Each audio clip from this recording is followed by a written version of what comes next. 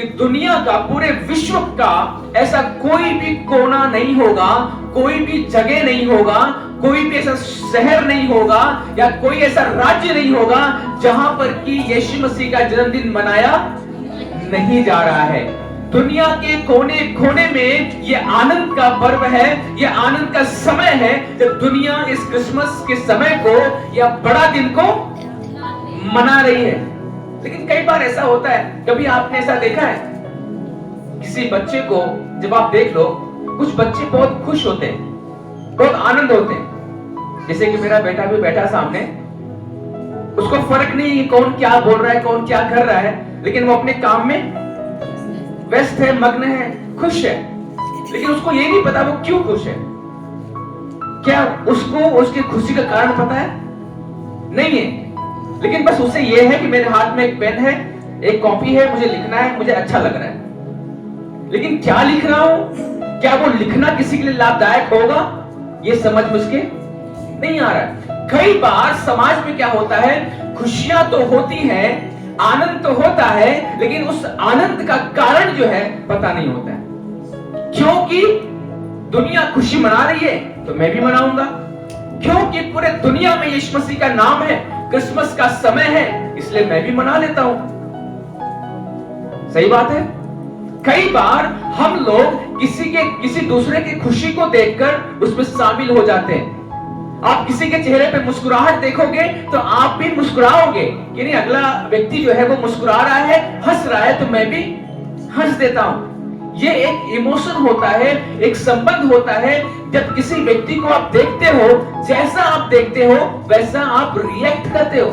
कोई दुख में होगा तो ऑटोमेटिक आपका स्वभाव दुख में चला जाता है।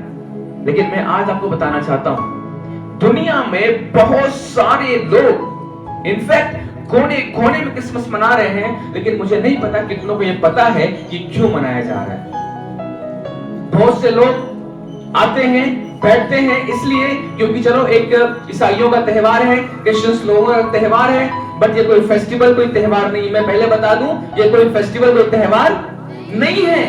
ये किसी इंसान के जैसा कोई एक बालक जिसे घर में पैदा होता है वो वाली खुशी नहीं है। वो खुशी कुछ समय के लिए होती है, लेकिन हर समय नहीं होती है। लेकिन मेरे प्रियो, आपको पता है कि परमेश्वर यीशु मसीह, जिसको हम उद्धारकर्ता मानते हैं, जो इस पृथ्वी पर आया, जो इस पृथ्वी पर जन्म लिया, उसके जन्म का कारण क्या है आपको मैं बताऊं। उससे पहले कि एक ईश्वर जो मानव रूप लेकर पृथ्वी पर आया, जो मानव रूप उसका है, उसके बारे में जानने से पहले हम ये जान लेते हैं जब वो ईश्वर था, जब वो पिता था, तब उसकी क्या भूमिका थी। आखिर क्या ऐसी नौबत आ गई, ऐसा क्या हो गया कि परमेश्वर को अपने पुत्र को मानव रूप में पृथ्वी पर भेजना पड़ा। ऐसा क्या समय आ गया। मेरे प्रियो, एक वचन पढ़ते हैं आपके बीच में, उत्पत्ति की पुस्तक, उसका एक अध्याय, उसकी 26 आयत पढ़ेंगे। Book of genesis chapter 1 versus 26। उत्पत्ति बाइबल की पहले पुस्तक है, उत्पत्ति उसका 1 का 26। एक माइक उनको दे दीजिएगा वहां पर।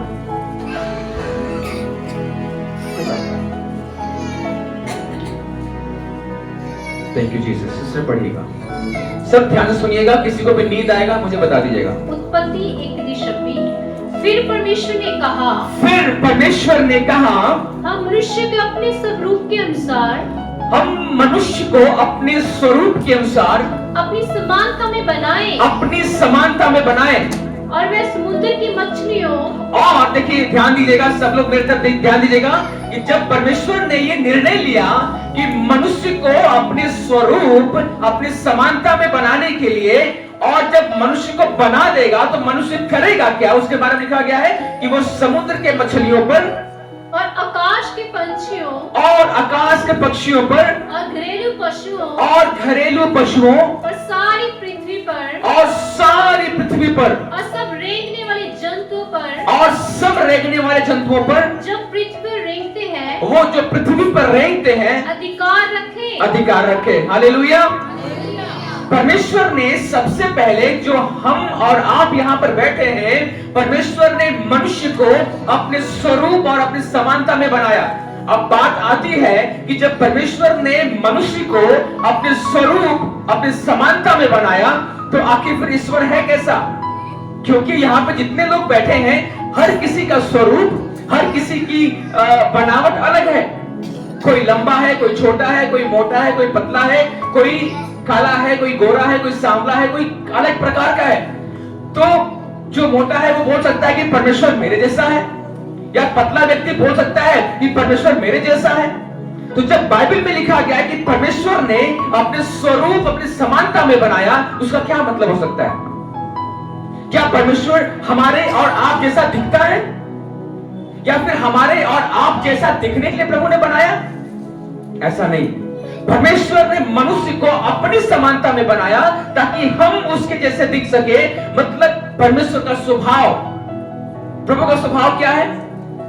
वो प्रेमी है, वो दयालु है, वो क्षमा करने वाला परमेश्वर है, वो हर जगह रहने वाला परमेश्वर है, वो ध्यान करने वाला परमेश्वर है, वो चंगा करने वाला परमेश्वर है, वो सब कुछ करने वाला परमेश्वर है। और वो चाहता है कि हमारा और आपका स्वभाव समानता वैसी हो जाए। प्रभु ने मनुष्य को बनाया, बहुत खुश थे, बहुत आनंदित थे, बहुत अच्छा लगा। लेकिन एक समय आया जब मनुष्य जीवन में पाप आ गया। जब मनुष्य के जीवन में पाप आ गया, उससे, क्योंकि परमेश्वर पवित्र है। एक बात आपसे पूछूंगा, जब आप किसी भी बर्तन में दूध लेते हैं, जब आप किसी बर्तन में दूध रखेंगे और दूध मानो फट गया, खराब हो गया, तो दोष किसमें है? दूध में या बर्तन में? बताइए। अगर आप किसी बर्तन में दूध लेते हैं और दूध फट गया, खराब हो गया, तो दोष किसमें है? बर्तन में या दूध में? थोड़ा जवाब देंगे तो अच्छा लगेगा मुझे। चलो, कुछ लोग, कितने लोग दूध में बोल रहे हैं? हाथ उठा दो, कोई दिक्कत नहीं है, यहाँ पे कोई नंबर नहीं मिलेगा आपको, पास और फेल नहीं। कितने लोग बर्तन बोलते हैं? बर्तन वाले भी कम है, दूध वाले भी कम है। चलो, दोनों में मैं ही उठा देता हूं। लेकिन सबसे बड़ी बात है कि अगर दूध में कमी होती तो जो दूध उतना घर से लेकर आ रहा है तभी वो फट चुका होता, खराब हो चुका होता। दूध सही है, लेकिन प्रॉब्लम किसमें थी? बर्तन में। कहीं न कहीं आपने बर्तन को साफ करने में कुछ न कुछ छोड़ दिया होगा, उसमें गंदगी छूट गई होगी, उसमें साबुन छूट गया होगा, उसमें निरमा छूट गया होगा, और इस कारण से आपको दिखाई नहीं दिया, जिसके कारण से दूध क्या हुआ? फट गया। परमेश्वर ने मनुष्य को बनाया और बहुत अच्छा बनाया। प्रभु बहुत खुश हुआ, आनंदित हुआ कि मनुष्य मेरे जैसा है। आपको पता है, जब परमेश्वर ने मनुष्य को बनाया, उसके जीवन में ना पाप था, ना कोई श्राप था, ना कोई बीमारी थी, कुछ भी नहीं था। लेकिन अचानक से मानव जीवन में पाप आता है, और वो कैसे आता आपको पता है? चलिए पढ़ते हैं उत्पत्ति उसका 3 अध्याय। इससे पहले कि हम क्रिसमस पर आएंगे, आप थोड़ा इतिहास बता देता हूं मैं। उत्पत्ति उसका 3 अध्याय में क्या लिखा है? एक आयत से, यहोवा परमेश्वर ने जितने बनेले पशु बनाए उन सब में सर्प धूर्त था। उन सब में जो सांप था वो सबसे धूर्त, सबसे चालाक था। उसने स्त्री से अर्थात हवा से कहा, क्या सच है कि परमेश्वर ने कहा? क्या सच है कि परमेश्वर ने तुमको ऐसा कहा है? तुम इस वाटिका के वृक्ष का फल ना खाना। तुम इस वाटिका के वृक्ष के फल को ना खाना। स्त्री ने सर्प से कहा, और स्त्री ने फिर सर्प को जवाब दिया, इस वाटिका के वृक्षों के फल हम खा सकते हैं। इस वाटिका के जो वृक्ष के जितने भी फल है खा सकते हैं, पर जो वृक्ष वाटिका के बीच में है, जो वृक्ष, जो फल, जो पेड़ वाटिका के बीच में है, उसके फल के विषय में परमेश्वर ने कहा है कि ना तो तुम उसको खाना, ना उसको छूना, नहीं तो मर जाओगे। अर्थात जब तक उन्होंने फल को नहीं खाया तब तक मृत्यु इंसान के जीवन में नहीं थी। मृत्यु नहीं थी हमारे जीवन में। आपको बताऊं मैं, हम और आप अमर थे, हमारे जीवन में कोई मृत्यु नहीं थी। परमेश्वर जैसे अमर है, परमेश्वर मरता नहीं है, ना कभी मर सकता है। परमेश्वर जीवित था, जीवित है और जीवित रहेगा। लेकिन मनुष्य ने परमेश्वर की आज्ञा का उल्लंघन करके अपने जीवन में पाप लेकर आया, जिसके द्वारा कि परमेश्वर का और मनुष्य का संबंध क्या हुआ, टूट गया। इस वाटिका में जब परमेश्वर ने आदम को, जो दुनिया का सबसे पहला व्यक्ति था, और उसकी पत्नी हव्वा को जो पहले बनाया, उसको बनाने के बाद उनको एक वाटिका में रख दिया, और रखने के बाद वो बिल्कुल सब कुछ सही चल रहा था। और जैसे ही शैतान वहां पर आया, उनकी परीक्षा ली, उनसे बात किया, और उन्होंने परमेश्वर की आज्ञा का उल्लंघन किया, और पाप मनुष्य जीवन में आ गया। और जैसे ही पाप आया, क्योंकि परमेश्वर पाप से नफरत करता है, पापियों से नहीं। परमेश्वर का एक स्वभाव है कि परमेश्वर किससे नफरत करता है, पाप से, पापियों से नहीं। आपके अंदर बुराई हो सकती है, हमारे अंदर बुराई हो सकती है, मैं और आप हम पाप कर सकते हैं, लेकिन आप याद रखें, यदि आप कभी भी ऐसा सोचते हैं कि मैंने पाप कर दिया, मैंने गलती कर दिया, परमेश्वर मुझसे नाराज हो गया है, तो परमेश्वर पापियों से कभी नाराज नहीं होता है, परमेश्वर पाप से नाराज होता है। परमेश्वर हमेशा मौका देता है कि हम उसके करीब आए। लेकिन अभी यहां पे देखते हैं कि उनके जीवन में पाप आया, जिसके कारण से परमेश्वर का और मनुष्य का रिश्ता टूट गया, क्योंकि परमेश्वर पाप से प्रेम नहीं करता। और उसके बाद आपको पता क्या हुआ, परमेश्वर जो उनके साथ संगति करता था वो खत्म हो गया। और उसके बाद परमेश्वर अपने भविष्यवक्ता के द्वारा, अपने सेवकों के द्वारा, अपने लोगों के द्वारा अपने लोगों से बात करता रहा। जैसे जैसे मनुष्य बढ़ते गए दुनिया में, वैसे वैसे पाप भी बढ़ता गया। और लिखा गया है कि परमेश्वर अपने भविष्यवक्ता को भेजता था कि जाओ उनसे बात करो, उनसे बोलो कि पाप ना करें, गुनाह ना करें, या फिर कोई गलत काम ना करें, बुराई ना करें। लेकिन पाप बढ़ता गया, बुराई बढ़ती गई, सब कुछ बढ़ता गया। और अंत में परमेश्वर अपने सेवकों को भेजते रहा, भविष्यवक्ताओं को भेजते रहा, उनसे बात करते रहा, लेकिन मनुष्य जाति का पाप रुका नहीं, उनकी बुराई रुकी नहीं। 6 अध्याय का पढ़िएगा, 5 आयत क्या लिखा गया है। 6 अध्याय, चैप्टर 6 जेनेसिस उत्पत्ति 6 अध्याय के 5 में पढ़िएगा। देखिए क्या लिखा गया है। यहोवा ने देखा कि मनुष्य की बुराई पृथ्वी पर बढ़ गई है। मनुष्य की बुराई पृथ्वी पर बढ़ गई। ये मैं नहीं बोल रहा हूँ, ये पवित्र शास्त्र जो परमेश्वर का वचन है, ये बोल रहा है कि मनुष्य की जो बुराई है पृथ्वी पर बढ़ गई है। और उनके मन के विचार, और उनके जो मन के विचार हैं, ये जो कुछ उत्पन्न होता है, जो कुछ उनके मन में आता है, वह निरंतर बुरा ही होता है। हमेशा निरंतर बुरा ही सोचता है मनुष्य। और यहोवा पृथ्वी पर मनुष्य को बनाने से पछताया, मनुष्य को बनाने से बहुत पछताया। एक जगह है जहां लिखा गया है कि परमेश्वर ने मनुष्य को बनाया और कहा कि बहुत अच्छा है। लेकिन एक जगह जब मनुष्य का पाप बढ़ता गया, बढ़ता गया, बढ़ता गया, परमेश्वर इतना पछताया, बोलता मैं इनको बना के पछता रहा हूं, मैंने इन्हें क्यों बनाया। आपको पता है, परमेश्वर अपने दासों के द्वारा बात करता रहा मेरे प्रियो। लेकिन एक समय आया, बाइबल की जो पुराने नियम की जो लास्ट पुस्तक है मलाकी, उसके बाद परमेश्वर ने, सब मेरे तरफ ध्यान दीजिएगा, सुनिए तो आपको समझ में आएगा। परमेश्वर अपने लोगों को भेजता रहा। उसके बाद परमेश्वर ने भेजना सबको बंद कर दिया।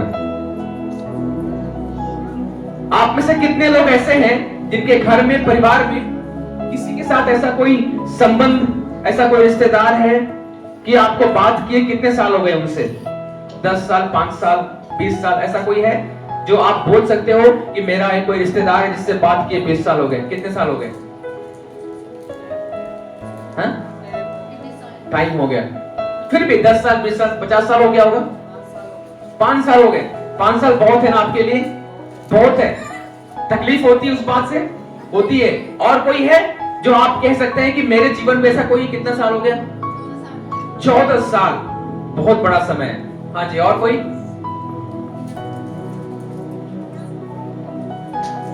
11 साल, बहुत बड़ा है ना।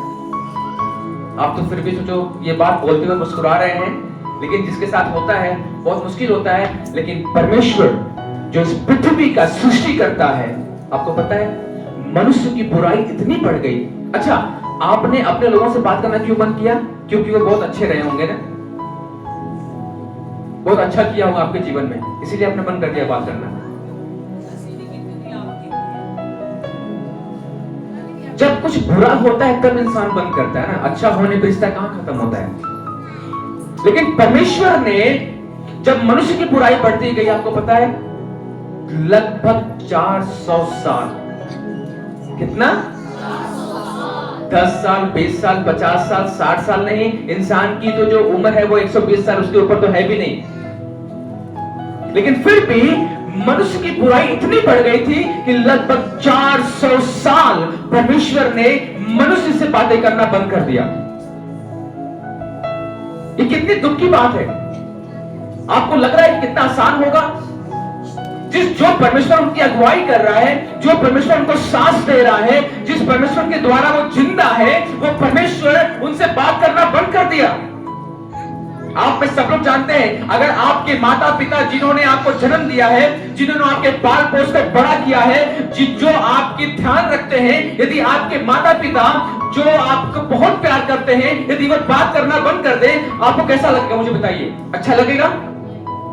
वो परमेश्वर, सृष्टि करता परमेश्वर जो कहता है कि आओ हम मनुष्यों को अपने स्वरूप में बनाएं, अपने समानता में बनाएं, जिनको वो अपने स्वरूप में बनाया, जिनको अपनी समानता में बनाया, वही मनुष्य पाप करके परमेश्वर से अलग हो गया और परमेश्वर 400 साल उनसे बात नहीं किया।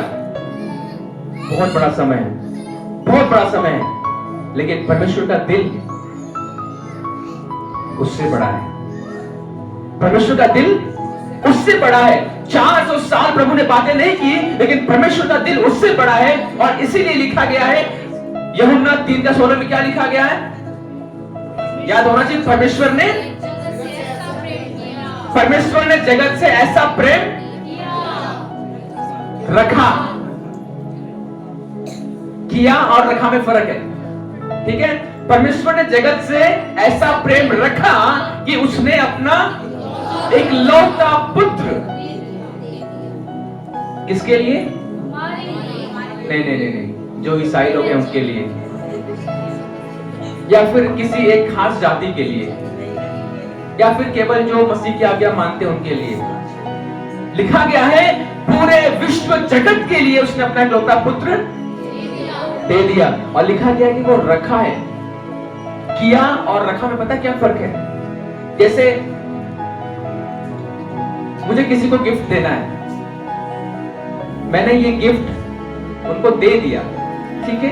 दे दिया मतलब मेरा काम खत्म, ठीक है? उसके बाद कोई वो नहीं है कि नहीं, लेकिन रखने का मतलब क्या होता है? मैंने अगर अपने बच्चों अपने बेटा को मैं एक बिस्किट मैंने खिला दिया, उसको खिलाने के बाद मेरे पास दूसरा बचा नहीं है कि मांगेगा और खाएगा। लेकिन रखने का मतलब होता है कि अभी भी अवसर है आपके पास उसे उठाने के लिए। जो चीज रखा होता है उसको आप उठा सकते हो, लेकिन जो चीज कर दिया गया है वो कर दिया गया है। तो परमेश्वर ने केवल प्रेम को करके वो हट नहीं गया, लेकिन वो प्रेम को रखा है हमारे लिए कि जितने लोग उसके प्रेम को नहीं पहचानते हैं, अभी तक नहीं जानते हैं, उनके लिए अभी भी अवसर है कि आप उसके प्रेम को ले सकते हो, पहचान सकते हो और उसको अपना उद्धारकर्ता मान सकते हो। और इसीलिए यूहन्ना उसके 1 के 12 में लिखा गया है कि जितनों ने मतलब जितने भी विश्व में जितनों ने उसे ग्रहण किया है, परमेश्वर ने उनको उसकी संतान होने का अधिकार दिया है। We are sons and daughter of God. हम परमेश्वर की संतान हैं। आपको पता है ये जो पाप 400 साल जो बढ़े हैं, ये केवल रोमियोस का 6 के 23 पढ़िएगा।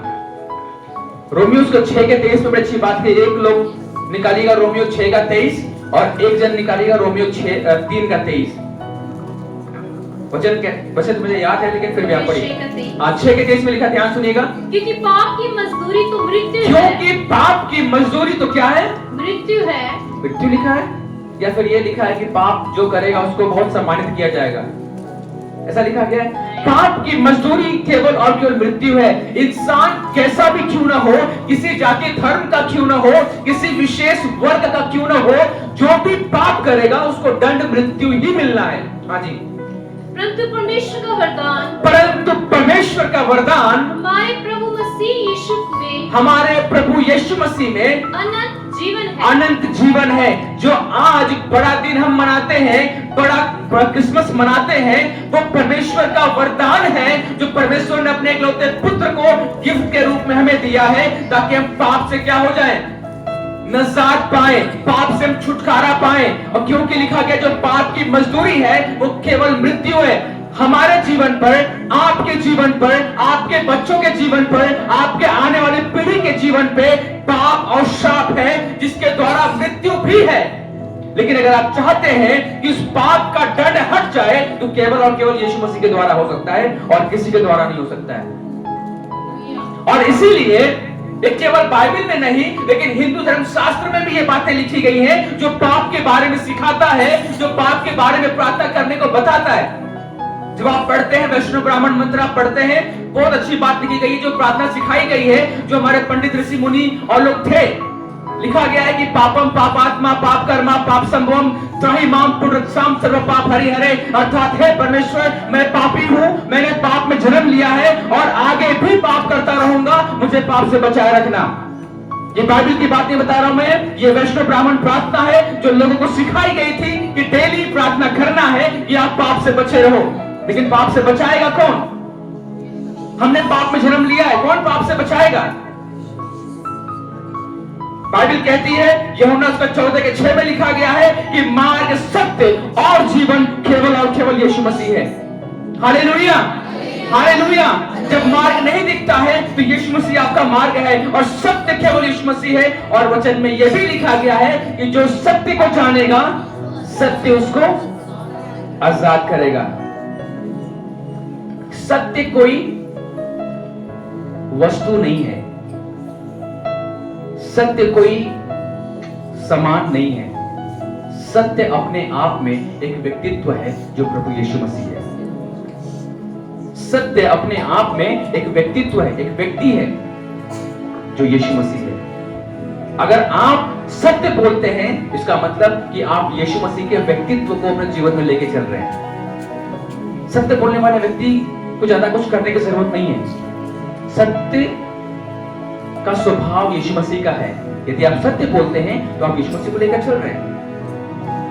तो आपको पता है मेरे प्रियो, इसी प्रकार से बहुत सारी ऐसी बातें लिखी गई हैं जो हम सब नहीं जानते। क्रिसमस जब परमेश्वर ने 400 वर्ष बात करना बंद कर दिया मनुष्यों से, फिर मैंने बोला प्रभु का दिल बहुत बड़ा है और इसलिए परमेश्वर ने अपने पुत्र को भेजा ताकि वो मानव जाति से प्रेम करे, अपने आप को बलिदान करे। और आपको पता है, फिर परमेश्वर ने ना तो प्रॉफिट भेजा, ना कोई भविष्यवक्ता आया, ना कोई दर्शन आया, ना कोई पास्टर आया, ना कोई व्यक्ति आया। प्रभु यीशु मसीह खुद इस पृथ्वी पर आ गए मानव से अपने रिश्ता को ठीक करने के लिए, और अपने 400 साल का जो उनका मौत था उसको तोड़ने के लिए प्रभु यीशु मसीह खुद इस पृथ्वी पर आ गए। लगता है आप आनंदित, खुश नहीं इस बात के लिए? नहीं तो उस पर हाथ टूटने थे, मतलब तालियां बजनी थी। कहीं कहीं तो जब खुशी की बात होती है,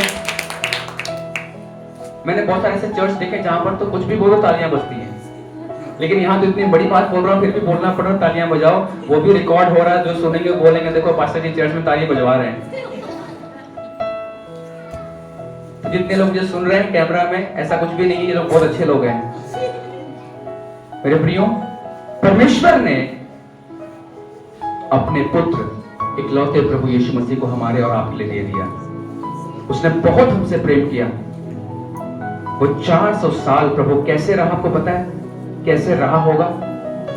प्रभु बेचैन था कि कब मैं जाऊं, कब मैं जाऊं, कब लोगों से बात करूं। परमेश्वर की बेचैनी हमारे और आपके लिए इतनी बढ़ गई कि वो मानव रूप लेकर इस पृथ्वी पर आया, हमारे और आपके जैसा हमारे बीच में रहने के लिए और हमसे और आपसे प्रेम करने के लिए।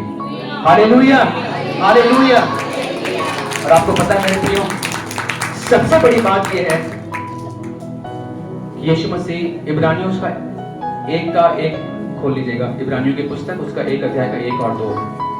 परमेश्वर ऐसा नहीं है कि केवल अपने भविष्यवक्ताओं से बात करता था। परमेश्वर ने हमारे बाप दादा, हमारे बुजुर्गों से भी बात किया है। इब्रानियों उसका 1 का 1 पढ़िएगा सिस्टर, सब ध्यान से सुनिएगा। पूर्व युग में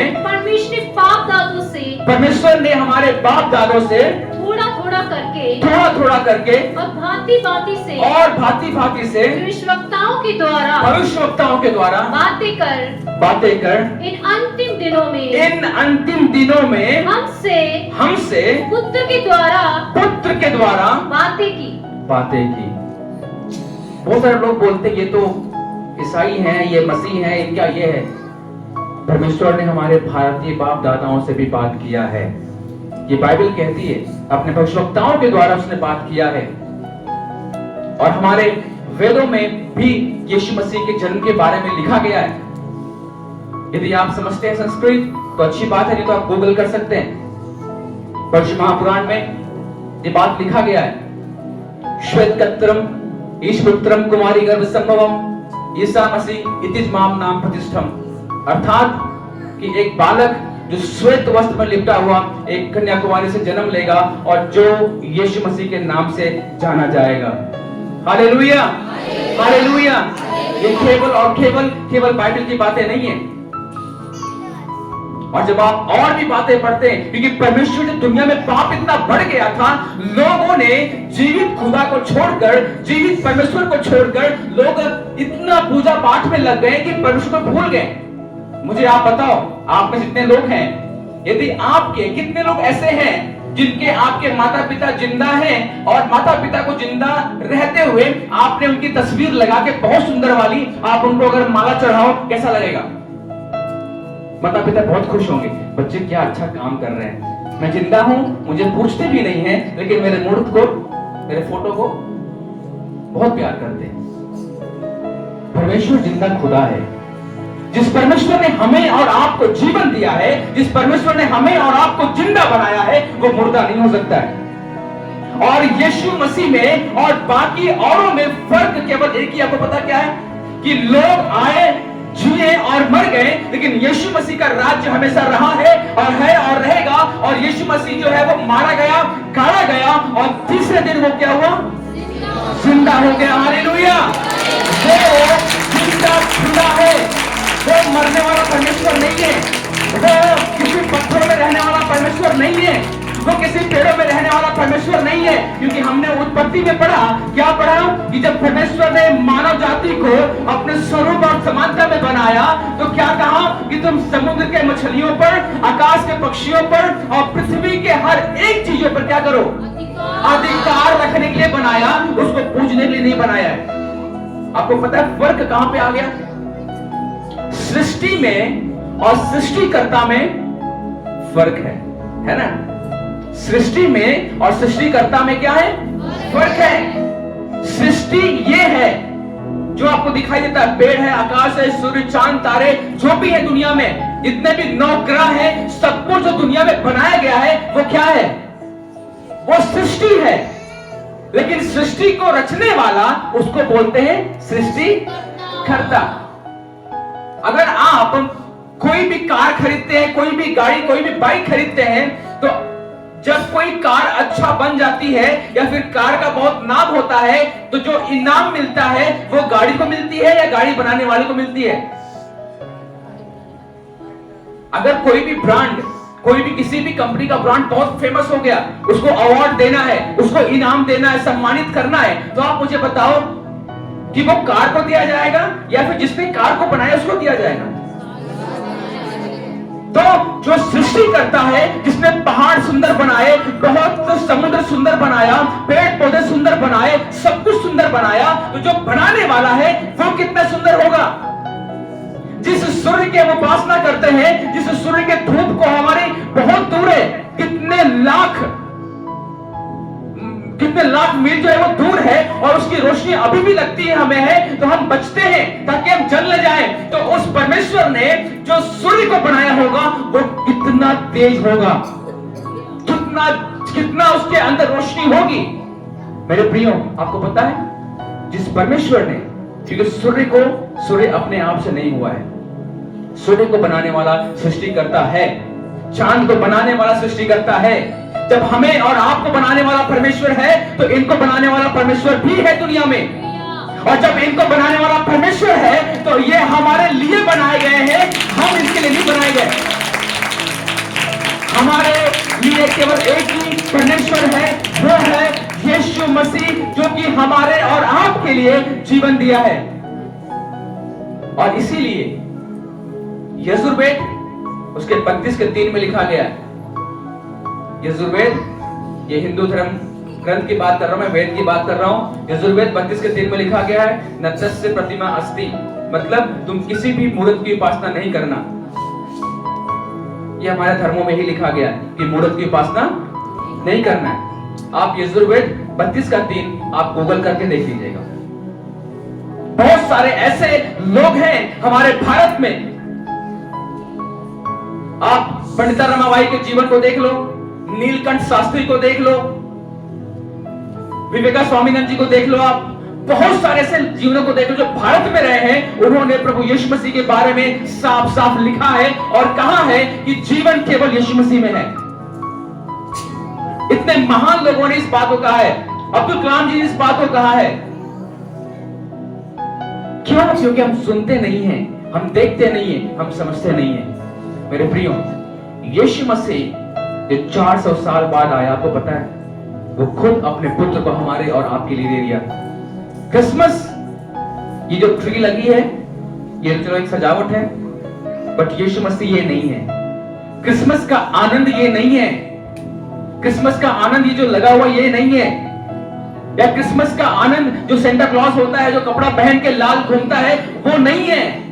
उनका कोई भी लेना देना नहीं यीशु मसीह से है। उन्होंने जान हमारे लिए नहीं दी है। सेंटा क्लॉज आकर क्रूस पे नहीं अपना जीवन दिया हमारे लिए, उसके बारे में कहीं भी नहीं लिखा गया है। लेकिन यीशु मसीह पृथ्वी पर आया, जीवन दिया ताकि हम बचाए जाएं और बचाए जाएं। इसीलिए लूका उसका 19:10 में क्या लिखा गया है? लूका 19:10 में लिखा गया है, बहुत अच्छी बात की गई है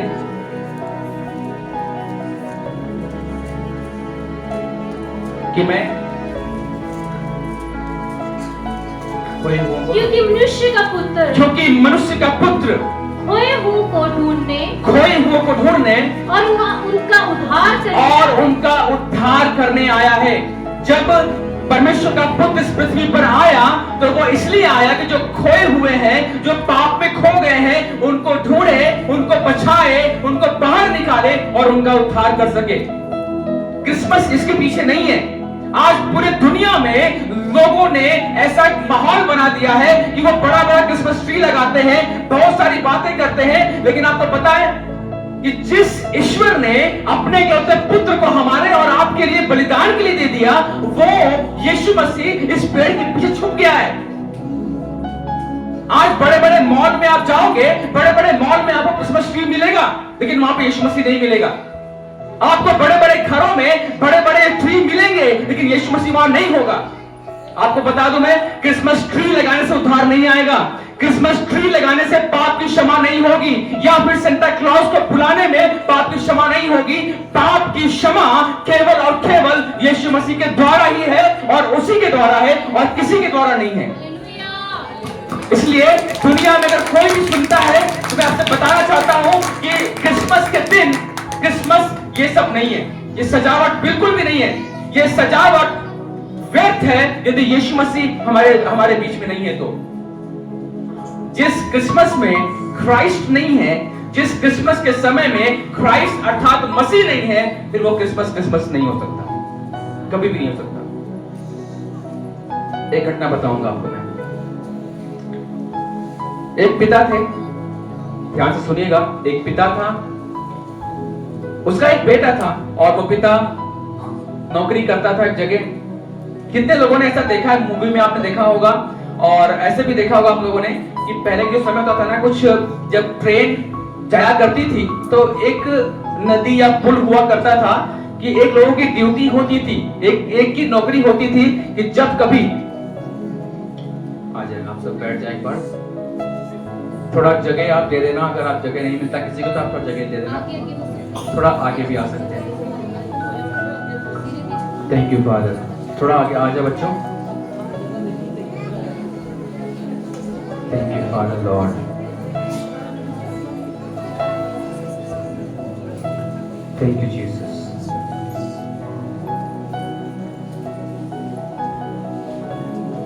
थैंक यू जीसस।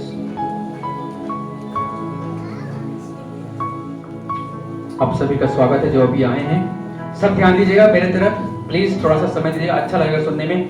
एक पिता जिसका एक पुत्र था, उसकी ड्यूटी थी कि एक पुल था, एक थोड़ा सा बस ध्यान दीजिएगा तो मुझे भी अच्छा लगेगा बोलने में। उस पुल पे जब भी ट्रेन जाया करती थी तो उसका काम था कि उस जो ट्रेन की पटरी होती है वो पहले थोड़ा अलग होती है। जब भी ट्रेन आती है पहले उसको मालूम चलता है, उसके बाद उस ट्रेन के पटरी को वो क्या करता है, मशीन को चला के उसको जोड़ता है ताकि ट्रेन उस पर से क्या हो जाए, आराम से निकल जाए, नदी में ना गिरे या फिर उसको ट्रेन को कोई भी नुकसान ना हो। चलता रहा काम, चलता रहा, ट्रेन आती थी जाती थी, सब कुछ अच्छे से काम करता रहा।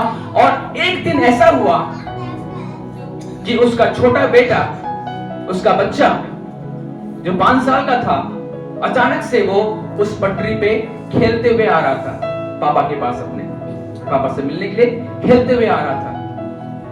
और उतने में ही खबर आया कि ट्रेन भी आ रही है सामने से। जब उस पिता को मालूम चला कि ट्रेन आ रही है और उसने देखा कि मेरा बेटा भी पटरी पे खेल रहा है, वो भी आ रहा है, अब पिता के हृदय में एक बहुत बेचैनी आई, मैं करूं तो क्या करूं?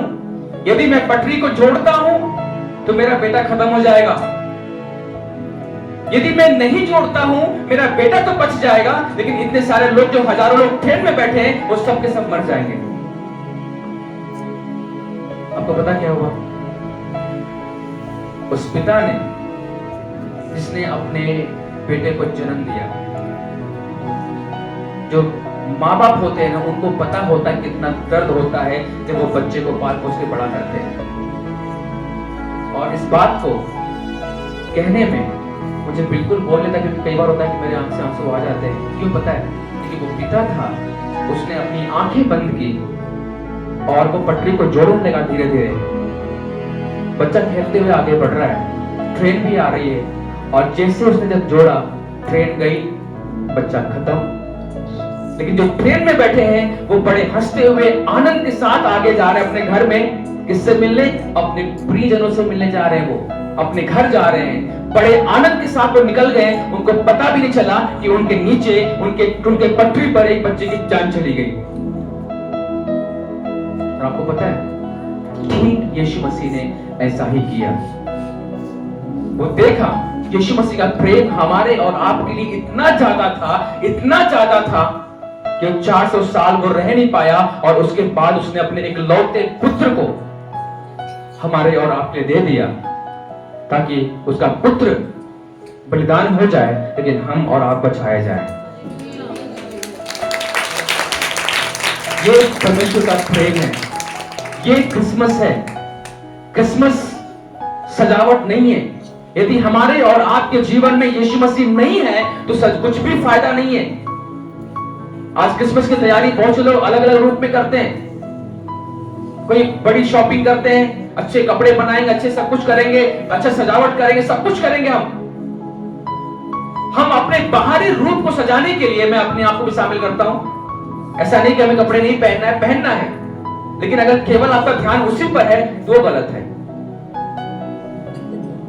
धन होना गलत नहीं होता है, लेकिन केवल धन पर ही ध्यान देना वो गलत होता है। लोग आज क्रिसमस को एक त्योहार के रूप में लेते हैं, इतना खुशियां, इतना आनंद मनाते हैं अपने बाहरी रूप को दिखाने के लिए। मैं अच्छा दिखूं, मैं ये करूं, सब कुछ हम करते हैं, लेकिन यदि हमारे जीवन में यीशु मसीह नहीं है तो क्रिसमस कोई फायदा नहीं मनाने का, कोई फायदा नहीं है। बेशक आप अच्छा पहनो, अच्छा दिखना हमें प्रभु ने बनाया है सुंदर दिखने के लिए हमें, लेकिन इसका ध्यान जरूर रखो कि हमारे दिल में यीशु मसीह का जन्म होना चाहिए। हमारे और आपके दिल में यीशु मसीह का जन्म होना चाहिए। और इसीलिए लिखा गया है यूहन्ना उसके 10 में लिखा गया है कि चोर किसी और काम के लिए नहीं वरन चोरी करने, घात करने, नाश करने और हत्या करने को आता है, लेकिन यीशु मसीह दुनिया में इसलिए आए कि वो जीवन दे और बहुतायत का जीवन दे। मेरे प्रियो, अभी आपके और आपके जीवन में मैं कहना चाहता हूं, यदि आपने अभी तक यीशु मसीह को नहीं जाना है, यह समय आपके लिए है कि आप यीशु मसीह को जानें, क्योंकि दुनिया में आप मुझे पूरे इतिहास को आप खोल के दिखा दें कि दुनिया में कोई भी ऐसा व्यक्ति है जिसने हमारे और आपके पाप के लिए अपने आप को बलिदान किया हो और तीसरे दिन वो जी उठा हो। मुझे आप बता दें, कहीं से भी आप दिखा दे मुझे, कोई भी रिकॉर्ड आप दिखा दे मुझे, किसी भी ऐतिहासिक बुक को आप खोल के दिखा दे मुझे, और कहीं भी लिखा हो कि किसी व्यक्ति ने हमारे आपके लिए, मानव जाति के लिए अपने जीवन को बलिदान किया, वो मर गया फिर जी उठा है। कोई भी ऐसा नहीं है, कहीं ऐसा रिकॉर्ड नहीं है, लेकिन पूरी दुनिया में एक इतिहास है। आप अगर उठा के पढ़ोगे, अगर आप गूगल में देखोगे कि कोई ऐसा व्यक्ति है जो मरने के बाद जिंदा हुआ है, वो केवल और केवल यीशु मसीह का रिकॉर्ड है और किसी का भी नहीं है, क्योंकि वो जिंदा खुदा है। वो मरने के लिए नहीं आया था, वो मरकर हमारे और आपके साथ रहने के लिए आया था। आपकी समस्या कैसी भी क्यों ना हो, अभी मैं अंत की तरफ जाऊंगा। बहुत सारी बातें हैं मेरे प्रियो, लेकिन बस इतना कहना चाहूंगा कि क्रिसमस एक बार फिर हमारे और आपका जो रिश्ता था, जो 400 साल तक परमेश्वर ने बातें नहीं की, उसको खत्म करके, उसको तोड़कर प्रभु हमसे और आपसे प्रेम करने के लिए और हमें और आपको जीवन देने के लिए वो इस दुनिया में आया। क्रिसमस ये है। क्रिसमस का सबसे बड़ा गिफ्ट जो वरदान है, वो कोई समान वस्तु नहीं है, वो खुद एक व्यक्ति, एक व्यक्तित्व प्रभु यीशु मसीह हमारे और आपके लिए है। और आप किसी भी धर्म शास्त्र को पढ़ लें, कुछ भी आप पढ़ लें, मैं आपको बताऊं, हर जगह ये बात लिखी गई है, हर जगह बात लिखी गई है। और इसीलिए आपके लिए एक बहुत अच्छा शुभ समाचार है जो एक बार फिर आपको मैं देना चाहता हूं मेरे प्रियो। वो ये है कि यीशु मसीह अभी भी जीवित है और वो आपसे प्रेम करता है, वो आपसे बहुत प्रेम करता है। वो आपको कभी भी निराशाओं में नहीं छोड़ेगा, तकलीफ में नहीं छोड़ेगा, मुसीबत में नहीं छोड़ेगा। वो मनुष्य है, मैंने बोला ना कि जब बर्तन में दूध लेने से जब दूध फट जाता है तो कभी दूध में नहीं होती, बर्तन में होती है। अगर हमारे और आपके जीवन में समस्या आ रही है, चर्च में आने के बाद भी, प्रभु में आने के बाद भी, तो कमी प्रभु में नहीं है, चर्च में नहीं है, कमी हमारे और आप में है।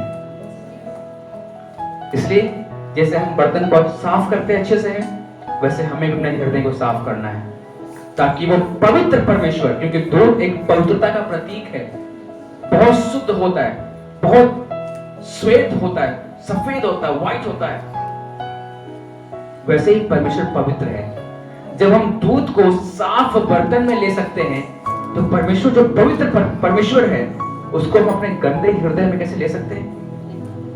नहीं ले सकते। पहला कुरिन्थियों 3:16 आयत एक बार पढ़ लीजिएगा, फिर मैं खत्म करूंगा। पहला कुरिन्थियों 3:16 आयत। Hallelujah, hallelujah. परमेश्वर महान है और आदर की योग्य है।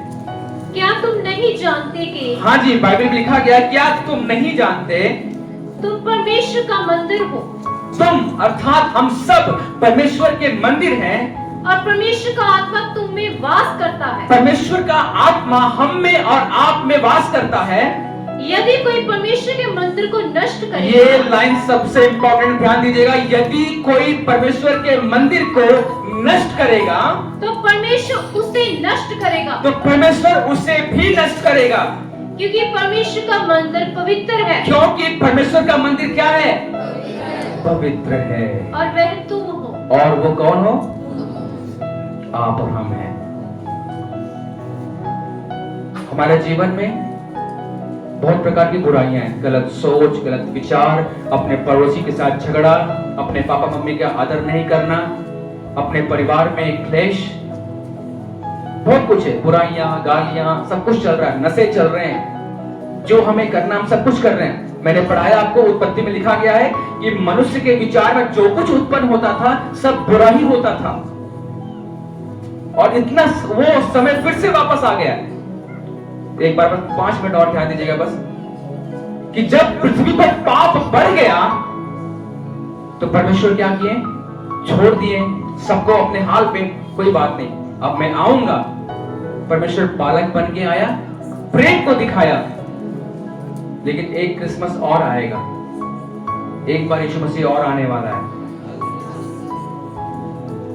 एक बार पाप बढ़ा, यीशु मसीह ने अपना जीवन देने के लिए पृथ्वी पर आया, लेकिन अब फिर से पाप बढ़ रहा है, फिर से लोगों का मन खराब हो रहा है, फिर से लोगों के अंदर बुराई आ रही है। और मैं आपसे कहना चाहता हूं कि यीशु मसीह फिर से आने वाला है, लेकिन इस बार आपको माफ करने नहीं, आपसे प्रेम करने नहीं, हमारा और आपका न्याय करने के लिए वो आएगा, और हमें और आपको स्वर्ग में लेके जाने के लिए आएगा।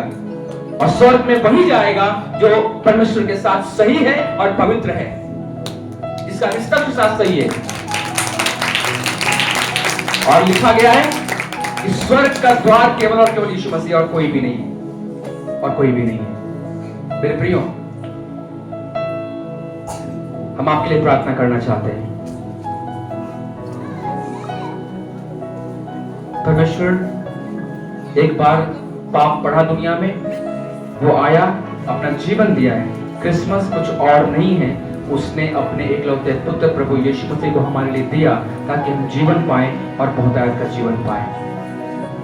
और मैं आपसे कहना चाहता हूं, इस बात को आप याद रखें कि यीशु मसीह उस ईश्वर का पुत्र एक बार फिर से बादलों पर आने वाला है, हमें और आपको लेने के लिए जो तैयार है। और इस बार वो प्रेम करने, गले लगाने नहीं, लेकिन इस बार वो न्याय के रूप में आएगा और हमें और आपको न्याय करेगा, हमारे कर्मों, हमारे स्वभाव, हमारी बोली भाषा के द्वारा। अपनी आंखों को बंद करेंगे। मेरे प्रियो, यदि आप में से कोई भी जो पहली बार यहां पर आए हैं, जो पहली बार इस भवन में आए हैं, मैं आपसे कहना चाहता हूं कि यीशु मसीह कोई क्रिश्चियनों का, ईसाइयों का परमेश्वर नहीं है, वो पूरे विश्व का परमेश्वर है, क्योंकि उसने अपना जीवन पूरे विश्व के लिए दिया है, किसी एक समुदाय, एक जाति और एक धर्म के लिए नहीं दिया है। वो आपसे प्रेम करता है। मैं आपसे, आपके लिए प्रार्थना करना चाहता हूं, जितने लोग पहली बार आए हैं, यदि आपके जीवन में, आपके घर में, आपके परिवार में कोई भी समस्या है, आप बीमार हैं, मैं आपके लिए प्रार्थना करना चाहता हूं। खुदावंद प्रभु यीशु मसीह, मैं प्रार्थना करता हूं जितने लोग यहां पर पहली बार आए हैं, जो आपको जानते नहीं हैं, आपके प्रेम को नहीं जानते, खुदावंद मैं प्रार्थना करता हूं प्रभु होने दे कि इनका जीवन बचाए जाने पाए, ये आपको जानने पाए, इनके घर से वो पाप, वो श्राप का बंधन सब टूटने पाए, जितने भी पुश्तैनी पाप श्राप है सब खत्म होने पाए, सारी समस्या जाने पाए यीशु के नाम से। परमेश्वर प्रभु, जब आप इस पृथ्वी पे जन्म लिया है ताकि हम आजाद हो, प्रभु मैं प्रार्थना करता हूं कि इस क्रिसमस के दिन पर, इस बड़ा दिन पर प्रभु जी, इनके जीवन में कुछ बड़ा होने पाए, यीशु के नाम में हर एक के परिवार में कुछ बड़ा होने पाए, इनके जीवन में बड़ा होने पाए, इनकी बीमारी जाती रहे, इनका श्राप जाता रहे, इनके पाप जाते रहे, प्रभु यीशु के नाम में मैं प्रार्थना करता हूं, जितने लोग यहां पर आए हैं, कोई भी व्यक्ति खाली नहीं जाएगा। यीशु के नाम में हर एक व्यक्ति आपकी सामर्थ से भर के जाएगा, आपकी शांति से भर के जाएगा, आपके प्रेम को लेके जाएगा। खुदा परमेश्वर, आप महान हैं और अद्भुत हैं। मेरे प्रियो, प्रभु आपसे प्रेम करता है। आप टूटे हैं, आप परेशान हैं, आपका दिल टूटा है, आपका परिवार टूटा है। आज यीशु मसीह आपसे कहते हैं कि मेरे बेटे, मेरे बेटी, चिंता ना कर, मैं तेरे संग हूं, चिंता ना कर, मैं तेरे संग हूं। खुदावंत आप इन्हें ब्लेस करें, आप इन्हें ब्लेस करें।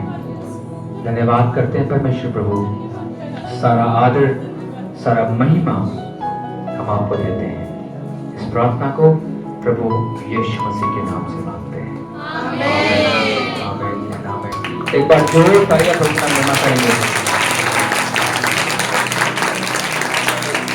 थैंक यू, आप सभी को बहुत बहुत धन्यवाद। कितने लोग खुश हैं, कितने लोग आनंदित हैं? समझ में आया कुछ? अगर किसी को भी आप में से, मैं एक प्रभु का सेवक होने के कारण, प्रभु का दास होने के कारण आपसे मैं कहना चाहता हूं एक बार फिर कि प्रभु आपसे प्रेम करता है।